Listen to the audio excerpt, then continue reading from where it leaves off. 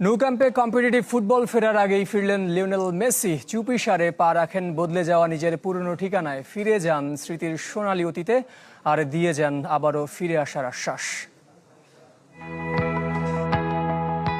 এই তো সেই ঠিকানা, সেই ন্যু ক্যাম্প, যে দুর্গে জন্ম নিয়েছিলেন একজন লিওনেল মেসি। স্পেনের কাতালোনিয়া থেকে যিনি রাজ করেছেন গোটা ফুটবল বিশ্ব।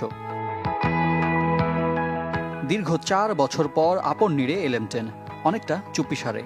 এবার অবশ্য ফুটবলার হিসেবে নয়, আত্মার টানে। কাগজে কলমে বার্সার সাথে মেসির বিচ্ছেদ হয়েছে 2021 সালে। তবে কাতালানদের সাথে তার সম্পর্কটা তো আর কাগজের চুক্তিতে সীমাবদ্ধ নয়। চিরচেনা সেই সবুজ গালিচায় পা রেখেও মেসি যেন ফিরে গিয়েছিলেন সোনালী দিনগুলোতে। গতরাতে আমি আমার প্রিয় এক জায়গায় ফিরে গিয়েছিলাম, যেখানে আমার অনেক সুখস্মৃতি আছে। ভক্তদের ভালোবাসায় যে জায়গায় নিজেকে হাজারবার পৃথিবীর সুখী মানুষ মনে হতো। যদিও এতদিনে খোলনলচে ক্যাম্প ন্যু, সেজেছে নতুন সাজে।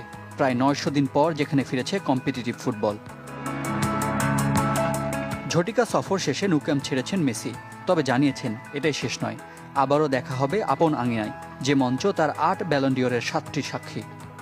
আশা করি আমি আবার এখানে ফিরে আসব, তবে কেবল ফুটবলার হিসেবে বিদায় জানাতে নয়। ন্যু ক্যাম্পে মেসির প্রত্যাবর্তনে আবেগ আপ্লুত বার্সা সমর্থকরাও। বরাবরের মতো তাদের একটাই চাওয়া, রাজা ফিরে আসুক তার আপন রাজ্যে।